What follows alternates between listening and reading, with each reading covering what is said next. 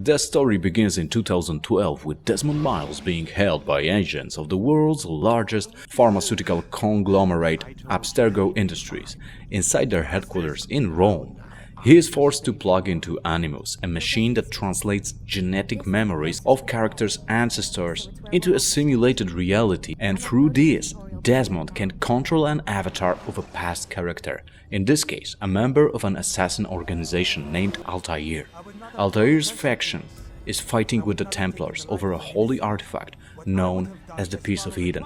Dr. Warren Vidic tells him that if he cooperates, soon he will be free. If not, they will put him into a coma and plug into Animus anyways, but they will leave him for a sure death when the project is finished. Vidic instructs him to relive the early years of Altaïr, where he attempts to retrieve an artifact known as the Piece of Eden from the forces of Robert de Sable, a Grandmaster of the Templars. Things go terribly wrong as Altaïr gets a bit cocky on the mission, and instead of sticking to the plan, he foolishly attacks de Sable and gets his ass kicked, and the other assassins are killed by Templars. Altaïr returns to his leader Al-Mualim, who is furious that he failed to deliver the package, and it turns out that one of his fellows, Malik, actually lives, and he not only brought the treasure, but also a bag of complaints about Altaïr's bad calls that led to the death of his brother. And by brother, I mean a real one, not just another guy from the Brotherhood. At the same time, de Sable attacks the assassins' headquarters with his Templars army. But Al-Mualim is like, we're not afraid to die. Look at my bro jumping from the tower just to make a point in this discussion. And Altaïr does, so-called leap of fate, which actually is a distraction, while others assassins try to escape, but one of them breaks his leg. So Altaïr climbs back up the tower and drops some wooden logs on the Templars and crushes them all. Al-Mualim is happy that Templars were stopped, but rules are rules, and assassins have 3 of them. Altaïr actually broke all, so that's a betrayal that must be punished, and the old man stops him with a golden dagger.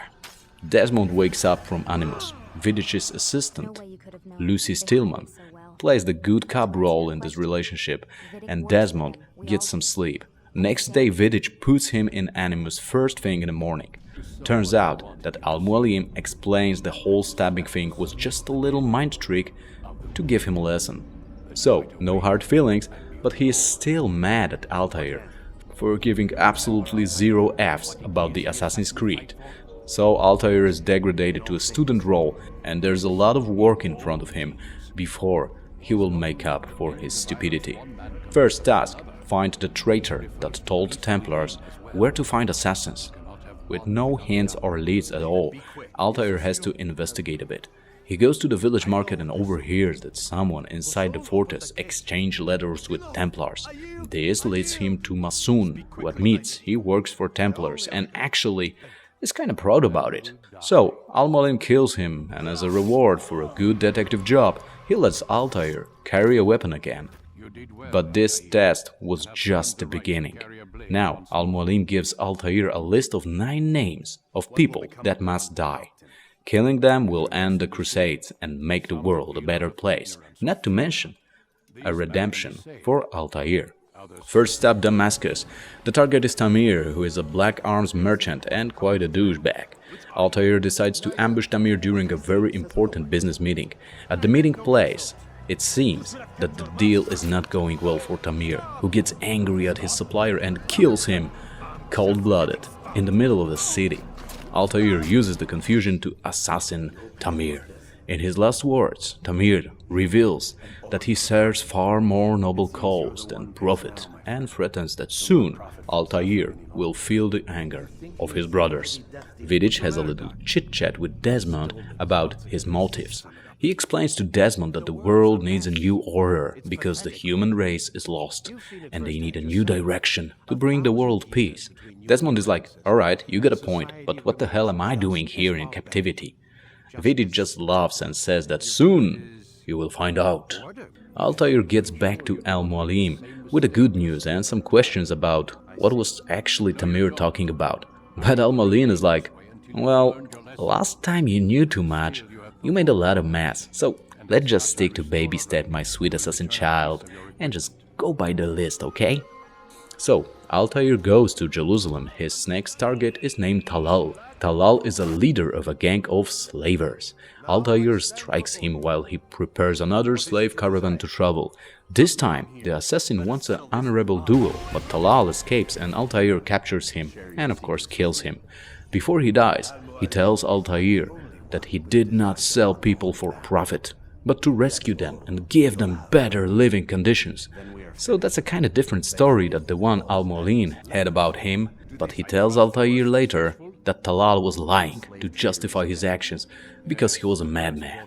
In Acre, Altaïr has to assassinate Garnier de Napoli, who experiments and tortures innocent people and lunatics he picks up off the streets of Acre, claiming that they are his children and that he is helping them. He transformed Acre Fortress into a hospital, and Altaïr witnesses him talking to a captured man who begs him not to steal his soul. In return, Garnier orders to break his legs, so he couldn't escape again. Altaïr walks into the hospital and kills Garnier, but before he dies, he explains that his children are people who are mad, sick and weak, and he wanted to help them, even if he acts against their will. It's in a good cause.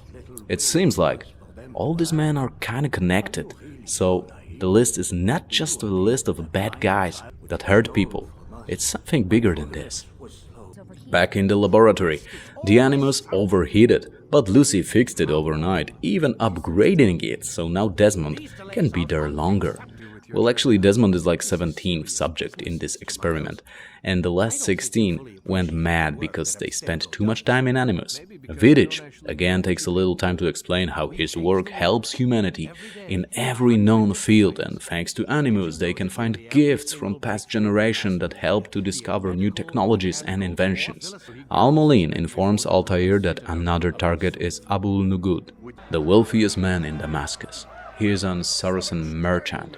He invites many Damascus citizens to a grand party at his palace, where all the attendants are killed with poisoned wine or by the guards so that Abu Nugud may steal their money intent to found a Saracen army.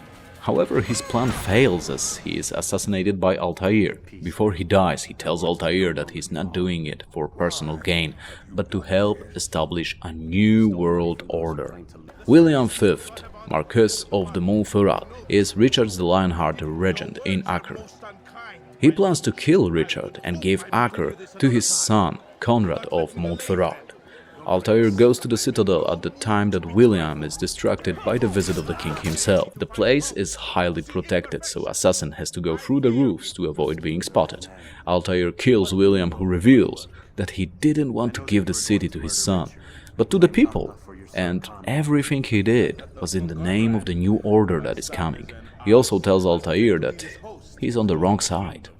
The sixth target is Majad ad-Din, the Saracen regent of Jerusalem, who rules the city through fear by making examples of criminals who he executes publicly. He is assassinated by Altaïr during one of his executions. Al-Molin reveals that all Altaïr's targets are Templars. Robert the Sabre is the Grand Master of the Templars, and the Piece of Eden is something more than just a golden treasure. It's a powerful artifact that can control human mind. It is responsible for changing water into wine by Jesus, and Ares used it to start the Trojan War. And the examples go on and on and on. Now Templars want to use it to make people obey them, to build a new perfect world order. Al-Molin also tells Altaïr that Templars want the world for themselves, not for God. And that's why assassins are the good guys. Back in the lab, Vidic receives a call and Lucy reveals to Desmond that assassins are coming for him and they will try to free him from Abstergo headquarters. Because actually, Abstergo is owned by Templars. She also tells Desmond that there are no good and no bad guys in this war. The goals of both Templars and assassins are pretty much the same: peace to the world. But the methods they are using are very different. Templars think that the purpose justifies any costs. She also tells Desmond that the apple of the Messiah was destroyed earlier in the present day in an accident or something. But Templars' purpose of this project is to find hints of other pieces of Eden, because there are more than just one, and they need it to submit their philosophy. Meanwhile, Altaïr is sent after Jubair al-Hakim, a chief scholar of the Saracens in Damascus. He plans to have all texts in Damascus burned, claiming that those texts led people to astray. He is killed by Altaïr during one of his public purges. Then Altaïr is sent to kill Sibrand, a German crusader and the first Grand Master of Teutonic Order in Acre, as well as a member of Templars Order, of course. He intends to have all ships submitted to him and be used in a blockade against King Richard. Altaïr witnesses Sibrand's rage of anger on a poor old man who he thinks is working for assassins. Altaïr follows him to his ship and kills him. He tells Altaïr he doesn't believe there is any afterlife after what he has seen in his life so far. In the laboratory, Desmond is informed that they are nearly done and soon he will witness the birth of the new world. Then Vidich orders Desmond to go back to the Animus. Al-Mu'allin also tells Altaïr that they are close, as the last target is remaining on the list, Robert the Saber. He also explains to Altaïr that one can't bring peace to the world by forcing people to obey, like Templars do, by trying to use the peace of Eden against people's will. Altaïr goes to Jerusalem to find the Saber. He learns that the Saber is planning to attempt a funeral, and that's a perfect chance to assassinate him. But as he hides in the crowd, Templars reveal that they are aware of his presence, and a fight between the Templars and Altaïr breaks off. Assassin manages to defeat the Templar Knights and put a blade into the Saber's neck. But when he removes his helmet, it turns out that's not the Sable, but a young woman. She reveals that they know he's coming, and Robert the Saber used a distraction to escape as Altaïr's actions put a threat to the plan. But since he is here in Jerusalem, the Saber went to reclaim the artifact from the assassins' headquarters. The worst part is, Templars' politics against assassins result in Saracens and Crusaders uniting against them. What Altaïr did was used by Templars as a propaganda against assassins to scare both sides' leaders that assassins will kill them all. Altaïr jumps on a horse and he rides like crazy. He finds Robert the Saber and tries to convince Crusaders helping him that the Saber is using them for his own cause. But you know, it's word against word. So the Crusaders' leader is like, "Let the Lord decide. Who is telling the truth?" Well, Altaïr this time is much wiser warrior, and he defeats the Saber, completing his target list. But the Saber tells him he is just a puppet in the hands of Al-Mu'allin. Turns out that there were not 9, but 10 people who found the piece of Eden, and Al-Mu'allin was the 10th that ordered to kill all the others. Al-Mu'allin is also a member of Templars, and this is why he knows so much about them.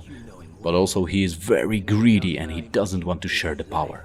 King Richard, the Lionheart himself, congratulates Altaïr, and the assassin uses the moment to explain to him that both sides want peace and they should make peace with Saracens. And King is like, "Okay, I'll think about it, but don't hold your breath." Back in the lab, Desmond wakes up from Animus and shots can be heard outside as assassins are storming the building. Vidich gets a message that Templars have the situation under control. Then Vidich tells that Templars hunted almost every assassin left on the planet, and those dying right now downstairs are probably the last ones. But what Vidich doesn't know is that his personal assistant Lucy is in fact an assassin protecting Desmond, and she was the one that informed the others where he is. Altaïr is back in Masyaf. He meets a guy who is clearly under the influence of the Piece of Eden. Altaïr has to fight his way to the palace and meets Malik and a few other assassins who also found about Al-Mu'allin's real intentions. They help Altaïr to create destruction and get to Al-Mu'allin, who uses his power to take control of Altaïr's body. He tries to kill Altaïr first by sending all his targets against him and then by cloning himself multiple times. But this is just an illusion to make a point, that this is all that artifact does. It's just showing people things that don't exist to make them believe and use them, referring to events considered as miracles in the Bible. He says that he does nothing more than what already is happening with the whole Crusade wars, being motivated by people who believe that illusions are real. He uses the same trick to put an end to them all. Although this guy makes some strong points, Altaïr is still not convinced, so Al-Mulim decides to kill him. But since he has mentioned earlier that Altaïr is kinda resistant to the Piece of Eden powers, Altaïr manages to win the duel and stop Al-Mulim. Altaïr then tries to destroy the Piece of Eden, but the thing lightens up and shows a map of the world with the locations of other artifacts. After that, Desmond wakes up and Vidic reports to his superiors that they have the map of the other artifacts. Templars are already going for them. Vidic gets an order to kill Desmond, but Lucy convinces the Templars' leaders to let him live, as he might be useful in finding the other pieces that might be hidden in dangerous places. Then Desmond has a vision. He sees blood-written signs that were left by other people that were used in the experiment before him. As Desmond is wondering what can those signs mean, the game just ends with a cliffhanger.